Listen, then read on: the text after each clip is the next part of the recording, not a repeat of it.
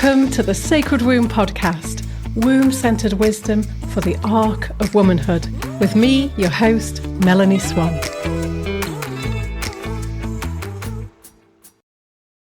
Hello everyone. A very warm welcome back to this episode of the podcast, where me and Kim will be discussing reclaiming the divine masculine to restore the divine feminine. Kim, hello, welcome, thank you. Thank you for having me back. I'm really excited about this conversation actually, because this is one of the standout things that drew me to doing your womb medicine woman training all those years ago, because you were doing something completely different, which I love. Oh. I've heard that from quite a few people actually, for a few women, because I've been talking about the divine masculine. So yeah, I'll just do a little intro so everyone knows what we're going to be talking about. So there is a growing movement, a huge growing movement called the divine feminine, the rise of the divine feminine, rise of the feminine, and generally more talk about the divine feminine. And this seems to be all about the return of women to their power, living cyclical essence, and feeling and trusting intuition rather than sort of doing and operating from head. However, with all our human things, us humans fumbling around here on Earth, trying to work it out, there's something missing.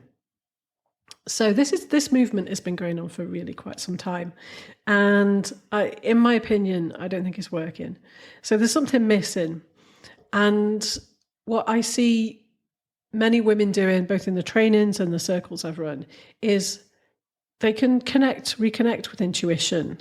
They can operate from a place of feeling and intuition rather than doing. However, they're really struggling to turn ideas into action, and they're really struggling with internal authority. And the other theme I'm seeing that goes along with this, that really runs with it, is a projection outwards of their masculine nature. So that's what we're going to be talking about today, and all the nuances of that. And yeah, just giving some air and light and oxygen to it so that everyone listening can see if that resonates and see if that's relevant. Yeah. What do you think, Kim? Yeah, spot on. I really think this is something that I'm also seeing, of just this almost focus on divine feminine, and in a way turning away from what people deem as masculine. Yeah. You know, it's a very interesting thing, because in my mind, those two things have to be integrated in order for us to not only create ideas and then birth them in the world through doing, but there is very much a focus on divine feminine and only divine feminine. Yeah, the split. I mean, that is the nature of our reality in this time space, where everything's split. Good, bad, female, male, this, that. And really what we're aiming for is integration, but the stuff that keeps it separate. It's separate to begin with, and then it's got trauma basically that separates it. So yeah, where do you want to start, Kim? I think I'd like to start with just I hear a lot of people say, not only women, but I hear everyone kind of talk about, I'm in my masculine, or I'm in my feminine, and kind of weave as if these two things are separate, because we've also been given almost like a list of what is considered feminine traits and masculine traits. I'd like to start there, I think. Okay. Nice place. The Instagram lists of the feminine is this, the masculine is that. Okay. So in the absence of really being able to embody feel stuff, we do make shit up. And that's what I feel like we've been doing with feminine and masculine. And what I'm seeing is that the feminine sort of list of traits is becoming something of a pedestal, feeling, regulating, softness, intuition, connection. And the masculine is kind of being used as a dumping ground, as operating from one's head, doing, pushing, disconnection, harsh, hard. And it's what I think is happening is women are coming to connection with their gifts, and all the states that aren't that are being deemed masculine. And what's happening is it projects our energy out of those parts of us that we don't like, which pushes, if you can imagine pushing parts of our energy out. And if you imagine loads of women around the world doing this, we're forming this thing called patriarchy, which we've all co-created. And, once we realize we've co-created it, we can dismantle it one by one. So in my masculine usually means I'm pushing and I'm in my head, and I'm in my feminine usually means I'm being and I'm feeling in my flow. Mm-hmm. So in that state, the feminine's putting itself on a pedestal, and we're putting the masculine as a dumping ground and a power under. So that's where we've been. We've been women or feminine as power under, kind of subjugated, and men with power over, like in a general sense. And then what we're trying to, in order to kind of correct it, what we're doing as women is trying to gain power over rather than come to power within. Yeah. And it's creating this dissonance, and the masculine's becoming a dumping ground. And I know men that can feel it and saying, like, we wish you take responsibility. And I'm saying, look, I teach it in my courses, and they're saying, like, be great if you could step that up. I'm trying to get that out into the world more. It's going into the book as well, because we do teach it in the womb medicine woman training, but it's the hardest thing. It's the toughest module. We have the most resistance to it because a lot of us have had trauma with men in this life. There could have been sexual abuse, absent father, overpowering father, non-feeling father, compliant father sitting in the corner reading the newspaper for 30 years. And also all the rape in the world, all the war is usually perpetuated in an outward sense by men. So, there are things in this reality that do contribute to our projection of our own masculine parts and make it a dumping ground. So I get it, is what I'm saying. Everyone listening, all the women who are doing that, I get it. I do get it. However, we do have to move forwards. Yeah. Otherwise, we're staying stuck in this cycle. So I want to get something really clear on something, Mel, because I feel like, patriarchy, the masculine, men are just kind of grouped together. Mm-hmm. Not by everyone, but sometimes in, whether it's posts, whether it's things I'm reading, there seems to be like just a grouping together of all those things. And therefore, again, the projection outside of us of like, I am not this is what it looks like, project onto that. So I want to get clear about the difference in separating out patriarchy from what is masculine, from what is men. Okay. So patriarchy, I've actually done a little definition here so that can be really clear. Patriarchy to me, anyway, is external authority, power over, rigid hierarchical structures, and anything that doesn't feel as we have defined it, structured. There can be, like, you might call it positives and negatives to that, but I think that's what it is. External authority, rigid hierarchical structures, power outside, power over, and a general disconnect to spirit, spiritual or metaphysical, and earth. Mm-hmm.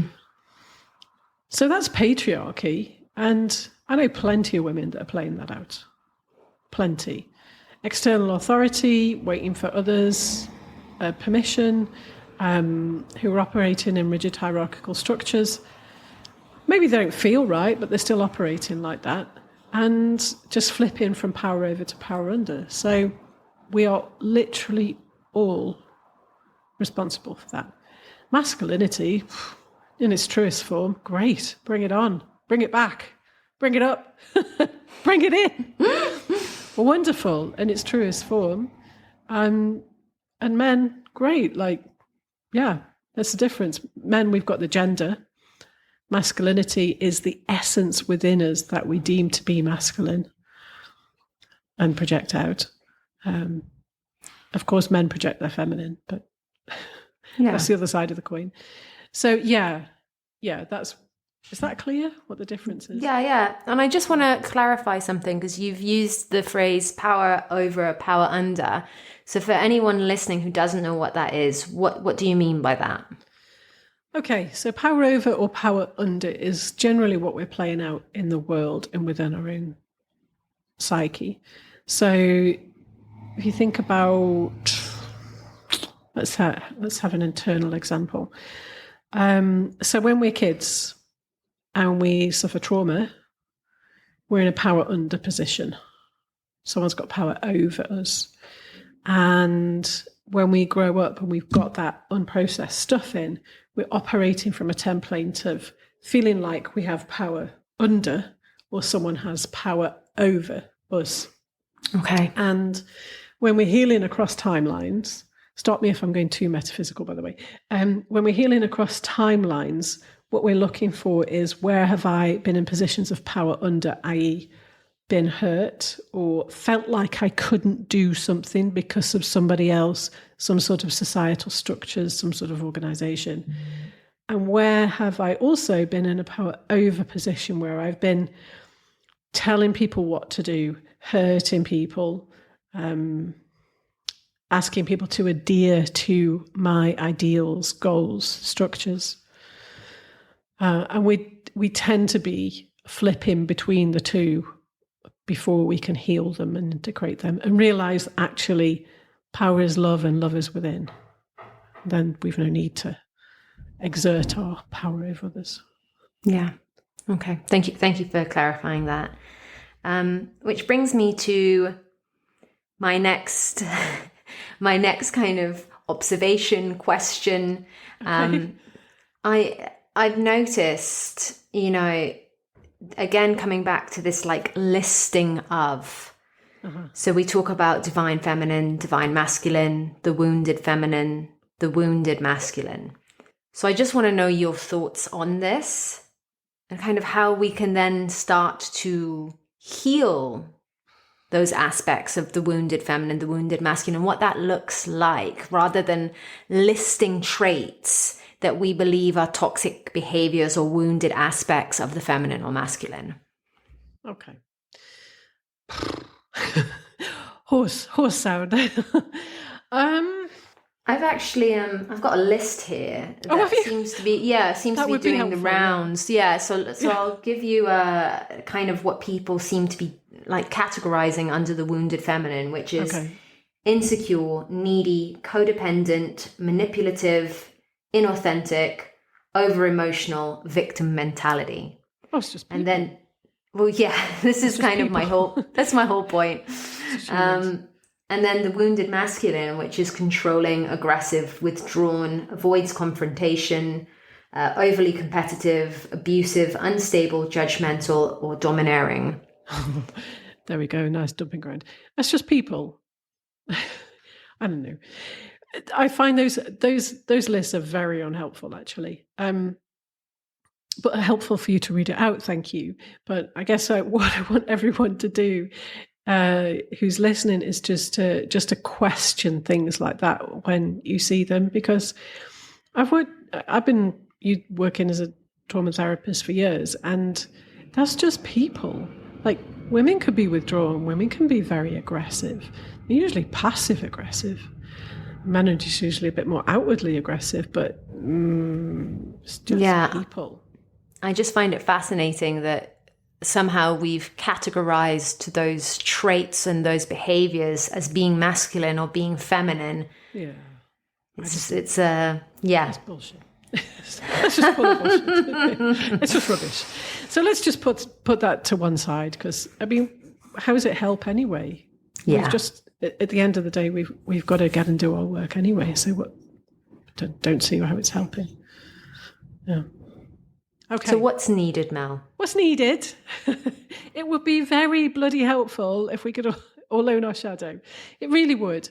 So what we're going to do, what we do in the womb medicine woman training, the work I do with women, the work I've done with myself, the work we've done together, is to own the very things that we think we are not. So to look at what is, you can use the words if you want, what is masculinity? What is toxic masculinity? Let's take the judgment off and how we're doing it, and just let's loosen the reins and let's just go for it. That's what I like to do in groups and with people. Never mind, say what you want, just get it out on the table, bash the penis, draw it, chuck it out the window, chop it up if you want. Just let's get out really what you think of men, separate that from experience with men, separate that from masculinity, separate that from the true masculine energy. And having done that, my God, it's so, so powerful, because if we think about our projected energy, even the bits that we don't like, there's bits of our energy in that. There's gifts, there's bits of our heart, there's parts of our soul. We're fragmenting ourselves. So once we bring that back, kind of dust it off of our traumatic experiences, of our split consciousness, of what we think we are and we aren't, it is the most... I bring myself to tears every time I talk about this. It is the most supportive, beautiful, clear, enduring, divine love. It's just beautiful. Yeah. And it's part of... That's part of me. That's part of every single person listening here. And bringing it back, I felt ecstasy.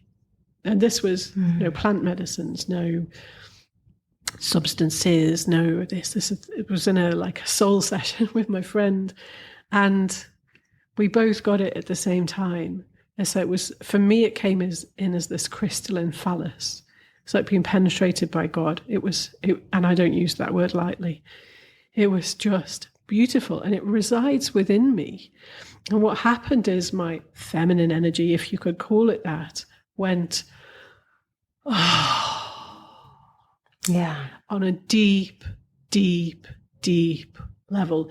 And it's been integrating ever since. It was actually in this building that it happened. I was in Chiang Mai in Thailand. I'm literally on 4th floor now, but I was on the 2nd floor, but in the same room.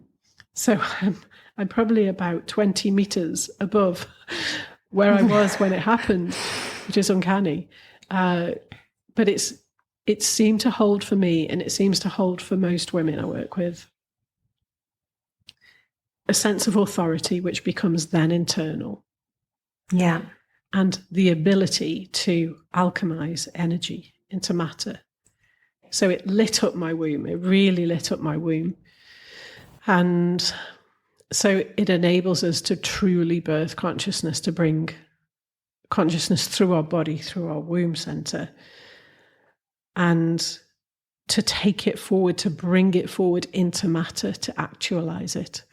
So if we're thinking of all these women that have got all these lovely ideas and are intuitive and soft and flowing, fabulous, fabulous. Massive round of applause to that.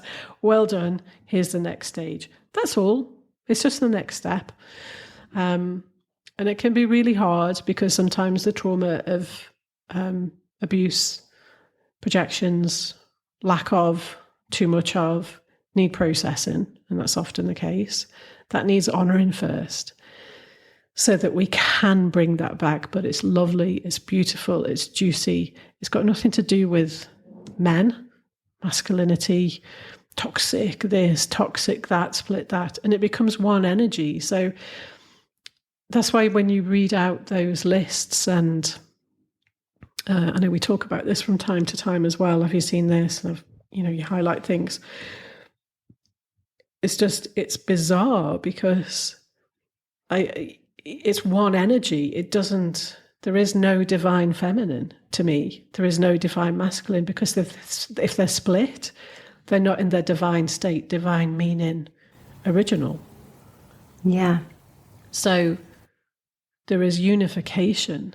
And of course, in the mix, there are those things. And maybe we've come to this reality to split them out and see them really clearly. And part of coming home is to integrate them. But it really negates and neutralizes this, going from flow and feeling in our feminine to then trying to put structures together for our work, say, and going into that and then feeling disconnected, so having to go back to the flowy state or the feeling being state.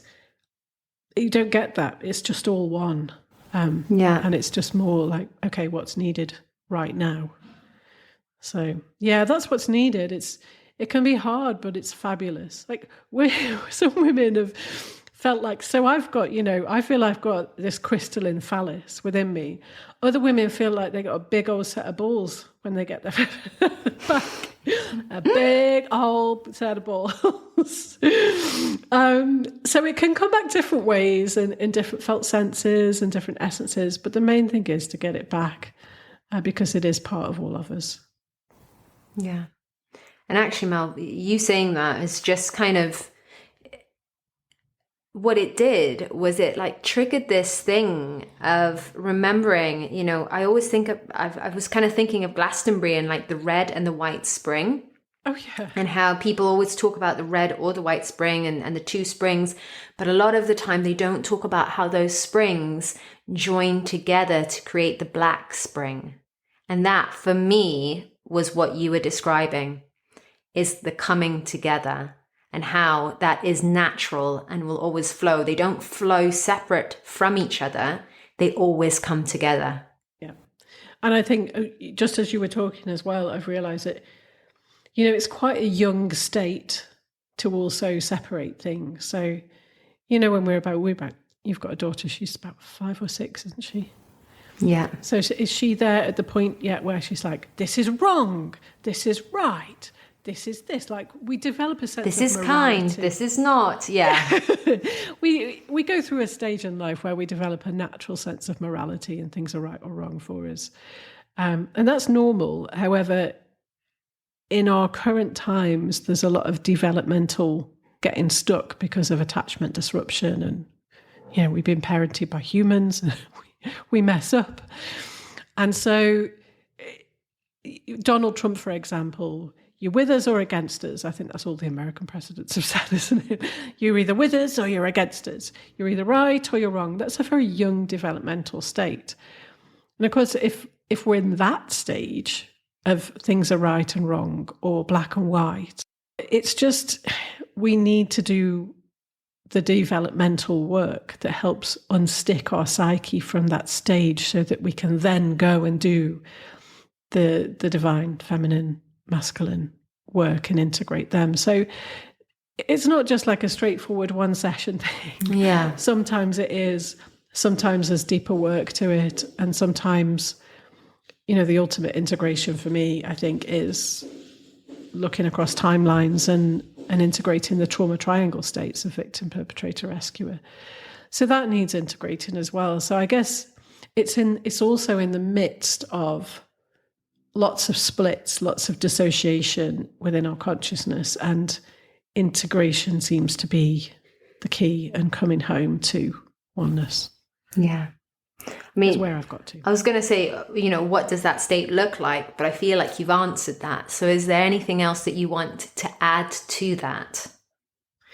I think I can just describe what that state feels like with these two seemingly separate energies integrated. Easy. Yeah. It feels easier. And I feel this constant sense of support. Mm-hmm. So being able to feel that support from within and that authority from within. Again, not over, just a sense of my own connection to source and self and what needs to come through, then it feels easier. It's been 10 years now since it came back, so it's hard to remember, but it feels easier. I feel more whole, which is the goal of healing, really. So, yeah.